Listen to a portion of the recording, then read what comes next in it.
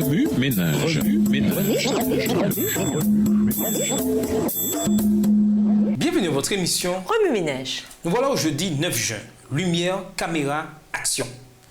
Lisons Matthieu 24, les versets 4 à 8.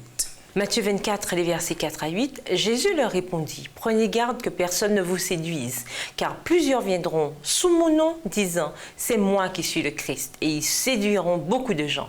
Vous entendrez parler de guerre et de bruit de guerre. Gardez-vous d'être troublés, car il faut que ces choses arrivent. Mais ce ne sera pas encore la fin. Une nation s'élèvera contre une nation et un royaume contre un royaume. Et il y aura en divers lieux des famines et des tremblements de terre. Tout cela ne sera que le commencement des douleurs.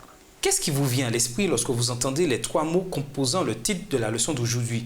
Des lumières étincelantes, de la musique, des vêtements sophistiqués, une série de préparatifs pour avoir le meilleur look à l'écran, des millions de téléspectateurs et peut-être même votre acteur ou actrice préférée.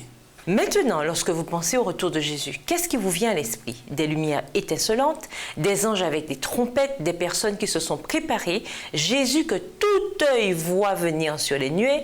Autre chose encore? Est-il vraiment question ici de se préparer pour avoir le meilleur look à l'écran?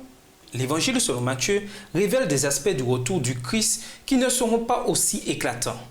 Jésus leur répondit, « Faites attention que personne ne vous trompe, car beaucoup d'hommes viendront en usant de mon nom et diront, « Je suis le Messie » et ils tromperont quantité de gens.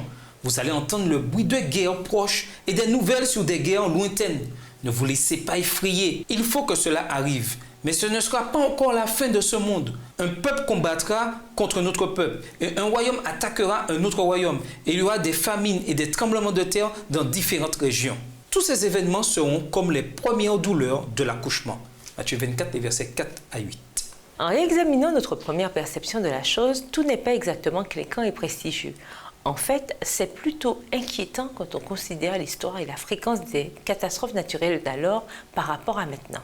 Les scientifiques parlent du réchauffement de la planète et de quelle façon la Terre risque d'être inondée si nous continuons ainsi. Cependant, nous savons, selon la promesse de Dieu, qu'il n'y aura jamais plus de déluge sous terre. En effet, Dieu a promis que chaque fois que nous verrions un arc-en-ciel, nous nous souviendrions de sa promesse. Outre les catastrophes naturelles, considérez toutes les guerres et le nombre de personnes qui ont été tuées. Ces chiffres ont augmenté drastiquement.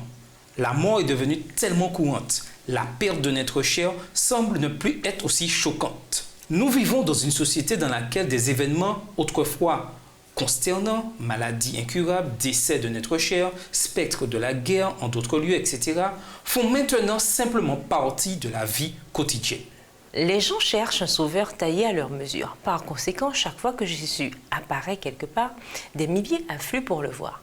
Mais peu d'entre eux se rendent compte que s'il était le vrai Messie, tout œil le verrait. Le moment est venu de mettre notre vie en ordre au lieu de nous précipiter pour voir les apparitions afin que ceux qui cherchent l'amour de Dieu puissent le trouver à travers nous. Au revoir. Et à demain si Dieu veut. Remue ménage.